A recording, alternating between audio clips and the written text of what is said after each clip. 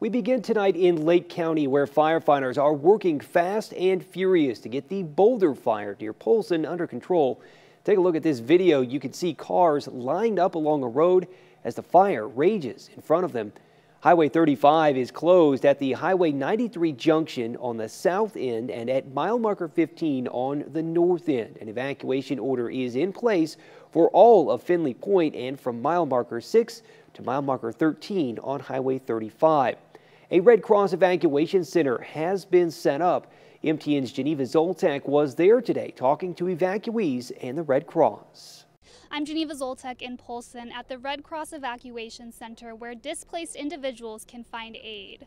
My mother and I had to evacuate probably about 3:30, 4 a.m. Kian McRae told MTN News he did not get a knock on his door from authorities but decided to self-evacuate. It was really hot last night and you could smell the smoke, and then I was seeing embers down in Finley Point last night, ashes. He said they will need to shelter again tonight and that his friends at the fire line are communicating the damage. He said, Kian, I've never seen fire act like this before. He said it's different than from years, like 10 years ago, you know. The fire concern changed drastically overnight. We were put on standby. 11:30 we're called out to set up the shelter. Volunteers and authorities are on their toes meeting changing needs.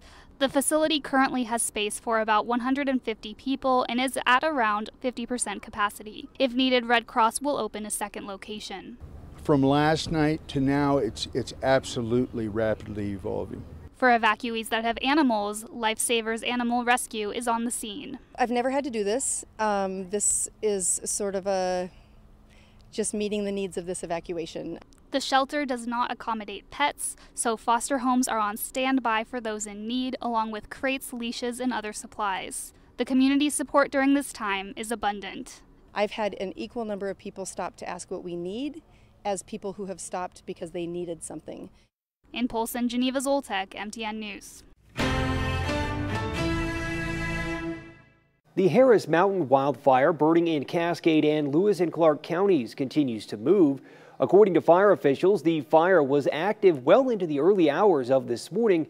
It moved farther into Lewis and Clark County, but is still estimated to be the size it was yesterday, a little over 27,500 acres today. Today, firefighters on the north edge of the fire monitored the fire line and made it more secure as necessary. Firefighters in the eastern section constructed fire lines directly on the fire's edge to the northwest and southwest of the current containment line. Putting out hot spots in areas where the fire has reached structures remains a priority. The Balsinger fire in Cascade County has grown slightly from 8,400 acres yesterday to about 8,500 acres today and is 26% contained. Today, firefighters concentrated on improving the fire line in the Tillinghast and Pilgrim Creek and Monarch Mountain areas. The American Fork fire in Marr, Park, and Sweetgrass counties remains at about 14,300 acres and 10% containment. Firefighters are working to protect structures in and around the Smith Creek subdivision and the Harley Creek drainage. And the Woods Creek fire in Marr and Broadwater counties remains at about 15,200 acres and 0% containment.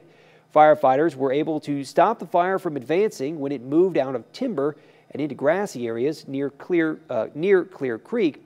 They continue to provide structure protection for the Thompson Guard Station in the Confederate Gulch area. An evacuation order for everyone east of Highway 284 between Gravely Lane and Dry Gulch Road remains in effect.